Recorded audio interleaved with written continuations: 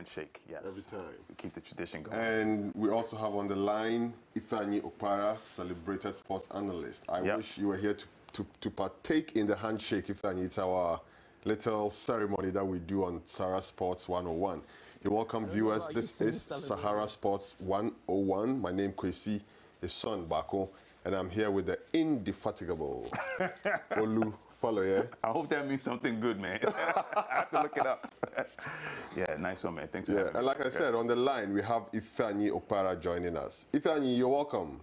I'm good. I don't know about being celebrated, though. Well, we're celebrating you here, so... All right. Yes. It's good to be here, man. Yeah, thank you very much for making time. So today, it's going to be a pretty straightforward discussion. We are zoning in on one particular topic. Stephen Keshi fired for about the 5th or so time. Yeah, it's a drama. What is going on? This time, though, it seems as if he is out for good. I don't know. We'll get the answers. And then we'll also talk briefly about the U.S. women's soccer team conquering the world to become world champions. Any lessons for African women's football? Then we'll give our guest take to Ifeanyi Okpara to bring up one issue that he will choose. So you're welcome again to SaharaSports 101. Let's start straight away. Ifeanyi, Keshi, what's going on with him? Do you think he's out for good this time? I hope so. Well, I think he's definitely out for good this time, but we must say it's been a soap opera. It's been, how would I put it, a long wait. I think the FA, it's something that they've wanted to do for a long time, and he finally gave them the ammunition, and they fired, and they got him out. I think he's gone for good this time. Already arrangements have been concluded to hire Sunday Oliseh as his replacement. And probably in the future, Keshi might come back. I don't know if it's going to be in a coaching capacity because I still do think that he's relevant to Nigerian football. But for now, he's out. Sunday Oliseh is coming in. You said he gave them ammunition. What sort of ammunition did he give them? Well, it's been... it's not been a secret that this present board of the Nigeria Football Federation has never wanted him. After the World Cup, they actually didn't want to renew his contract. They didn't want him to continue. But Keshi, being who he is, Keshi is very good. He's a very good politician, and he actually used his connections in government to stay in that coaching position. And if you remember when they were playing the qualifiers for the World Cup, he really didn't have a contract. He just had an arrangement with the FA. And after the disappointment of not qualifying for... not even after the disappointment. They played a match, I think it was against Sudan in Abuja, and they won. And that was when the new NFA board came in, and they fired him. And they replaced him with Shuaibu Amodu. But Keshi, having his connections in government, was reinstated. And he continued, and Nigeria did not qualify for the World Cup. Now, traditionally, if you don't qualify, a team like Nigeria, the Super League is a big team in Africa. If you don't qualify for the African Nations Cup, you go. I mean, it happened to Samson Siasia just a couple of years back, and it's virtually unheard of that Nigeria wouldn't be going to the African Nations Cup. But he was there, and the situation of renewing his contract dragged.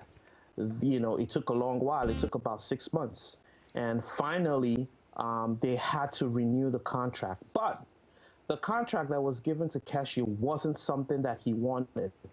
He actually came out and said it was a slave contract. But they told him that, look, if you do not want the contract, then don't sign. But Keshi, being who he is, signed. And I must say, in as much as some of the conditions and the contract wasn't that great, the money for an African coach, coaching in Africa, was really very good. So Keshi stood in there. He had the backing of people in the past government of Goodluck Jonathan. He had his friend was in charge of the state security service. So the FA was scared. I wonder what state security has got to do with football, though. But let me ask you, Ifeanyi. There's this story. Let me tell you, there's this story about when the NFF chairman was going to be traveling. That was just after they fired him the first time, and he was going to be traveling out of the country. And in the airport, he was detained by the State Security Service. And a couple of days later, he got reinstated. Now you make the correlation there.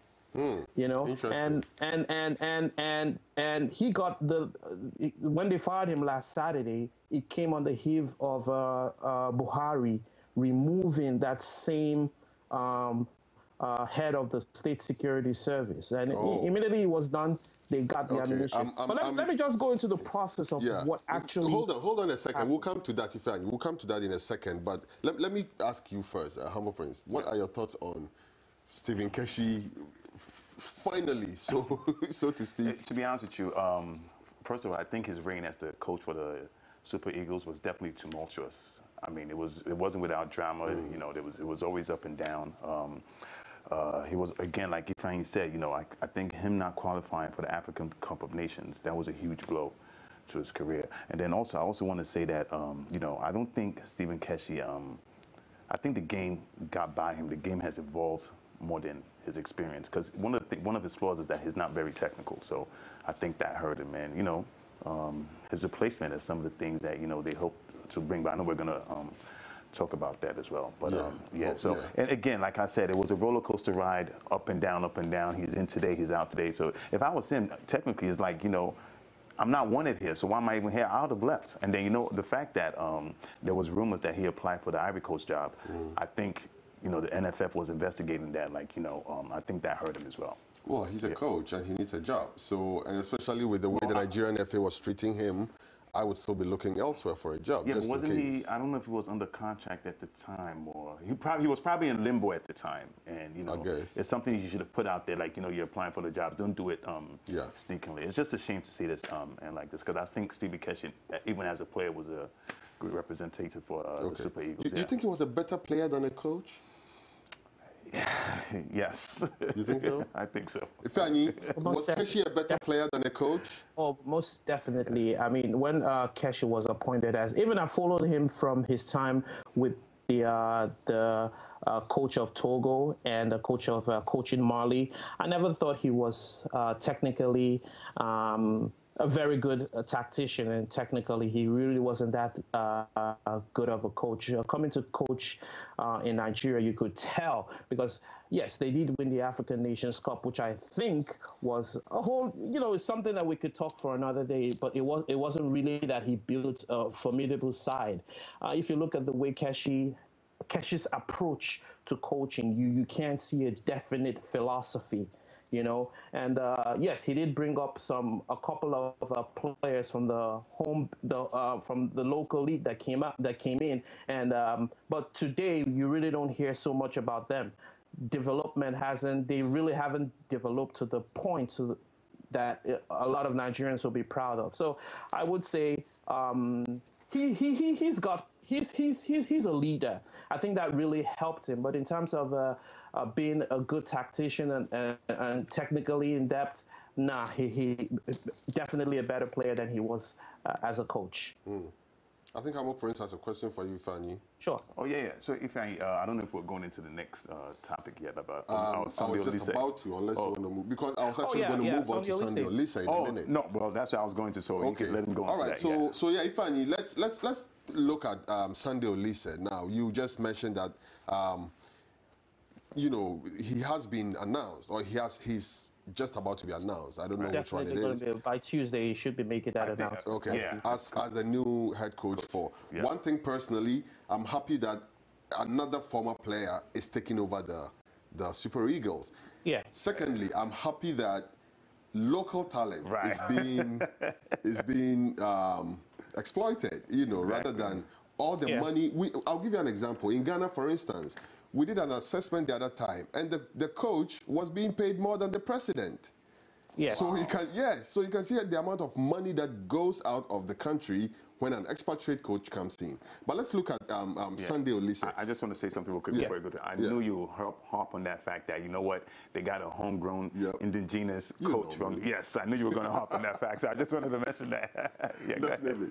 But if let's assess Sunday Oliseh. First of all, you mentioned that Keshi is not that technically astute. How technically astute is Sunday Oliseh? Well, for Sunday Oliseh, we do know him. He was a great player during his days in the Super Eagles.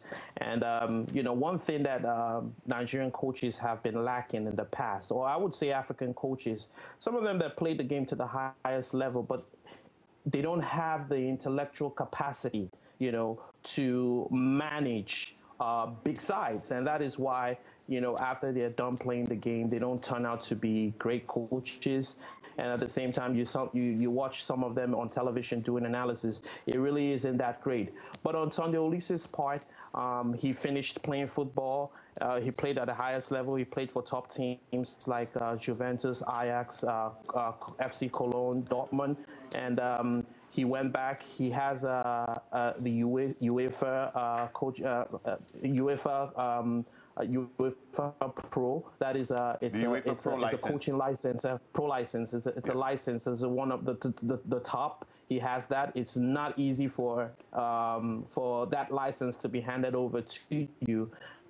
And he's also a lawyer.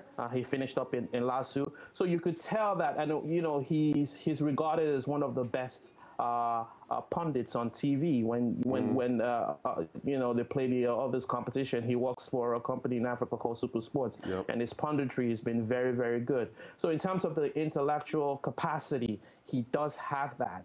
And that is one thing that has been missing from the past coaches that have coached in Nigeria. There might be great players during their playing days, but in terms of being technically astute and having that intellectual capacity, they don't. But that is what Sunday Oliseh brings into the game. Now, that is an advantage for him. He does have some certain disadvantages. Number one, he's not coached any, you know, reputable side of note. He only coached in the Belgium 3rd division, and he's not coached any. You really can't say he has a coaching experience. Ifeanyi, that's actually my question to you. Right. What kind of pedigree does Oliseh have? We know he was a great player, but in terms of coaching, to coach a huge side like the Super Eagles, don't you have to have some level of credential? Right, but I want to say something before we go to Ifeanyi real quick. One of the things in this contract is that they're also going to hire some help for him, because, like Ifeanyi said, like they did for Kwesi up here. Yeah, right. Like he does lack experience. No, they're not hiring. They're not hiring help for him, Prince. He is actually bringing in an assistant. Same thing. He's not. I mean, most coaches do that. He is the one bringing in. His assistant is someone that's walked with him. He is the one bringing him in. But I think that's making up for his lack of experience. Let's clarify that. Not really. Let's clarify that. Not really. Let's clarify that. Is he bringing an assistant, or he's bringing in a technical director? Right. Well, the way it's fashioned out, he's bringing in an assistant, but the plan of the NFA is to have Sunday Oliseh do the same thing that Jürgen Klinsmann does for the USA national setup, and that is being a technical director. They would formulate a 5-year development plan. Exactly. Now, Sunday Oliseh would take charge of the Super Eagles, while his assistant will help in the coordination of that plan. However, he's going to be doing it in conjunction with Sunday Oliseh, in partnership with Sunday Oliseh, because Sunday Oliseh, if you understand what Jürgen Klinsmann is doing for the national team in the United States, it's virtually the same thing. He brought in Betty Vogts. If you're following football, you should know who Betty Vogts is. And they do the coordination. They draw the program, and Jürgen Klinsmann supervises it, in as much as Betty Vogts is the one that is on ground to do the implementation, but it's been supervised by Jürgen Klinsmann. And that is the same thing that Sunday Oliseh will be doing for the Nigerian Football Federation. However, I do think there will be a little bit of a problem, because there already is a technical director for the Nigerian Football Federation, and that is in the name of Shuaibu Amodu. I don't know how they're going to work that out, because Amodu is another person that is that regards himself as how would I put it, a lord in the Nigerian football circle. So I wonder how they have to fashion out a plan to delegate, positions or authority. I mean, dedicate places on how they're going to work together. That's something they're definitely going to fashion out. Let me ask Humble Prince at this point. Humble Prince, how much is the Nigerian game likely to change with the introduction of Oliseh? It definitely has to change. I think those are some of the things they saw in him, some of the quality that he's going to bring. Like you said, I think he's younger, and I think it's going to relate to the players more, the better. And, I think Keshi's time was just up, honestly, and it's time for a new fresh ideas and everything. And they think, like Ifeanyi said, I think they think he's very technical. And one of the things that speaks to that, I think I was just reading that he's been a member of the FIFA's technical study group for over the past 2 years. He is a member of the FIFA technical study group. So he should bring some of that experience. And, and just, it's time for a new beginning, like fresh ideas. And, we can only hope that the players definitely embrace him. So I think there's a lot of room for optimism as well. Say that again?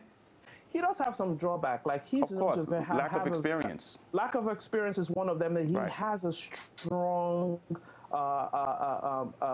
he has a strong personality. His temperament is something that might give him the way. Remember, you're dealing with Nigeria here, and there's a lot of politics that goes on in the Nigerian football circle. How he's able to deal with that politics, I don't know. How he's able to deal with the players in discipline, I don't know, because during his playing days, we all heard stories about how he verbally assaulted some of the officials, and he's very, very outspoken. That, in a way, could help him, but at the same time, it could be a drawback for him. But we wait and see. But, I have to also commend the Nigerian Football Federation this time around, because the way they've gone about hiring Oliseh has been very, very credible. In the past, you find a situation whereby they set up a committee. The committee is flying to various countries in the world. They're getting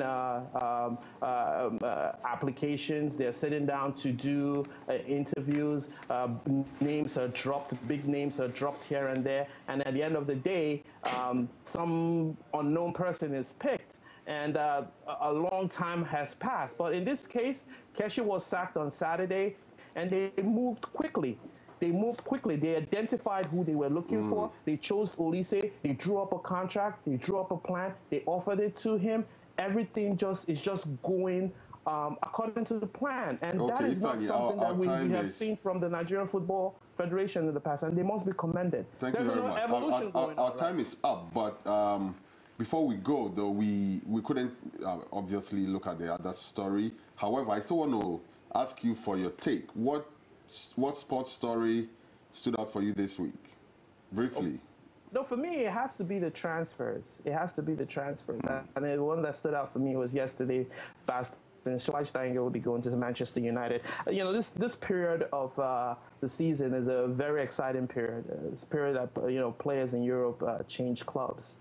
You have the Ghanaian. I'm sure Kwesi will be very, very happy with this, and probably, you never know. Asamoah Gyan signed one of the biggest contracts in football. In China. Asamoah Gyan is actually one of the top 15 best paid players in the world. That's huge. In the world playing for an unknown team. Yeah, in China. Yes. Drogba has done the same thing. He played for an unknown team as well. So but not that kind of money. I mean, the money is huge. It's huge. And it's huge. I would really love to know who his agent is, because his agent is certainly doing a great job. Well, Nana Jiman, who is also an analyst on this program, described him as the most, what's the word he used? Like the smartest athlete he ever knew, or something like that. But our time is up. Humble Prince, final thoughts before we go.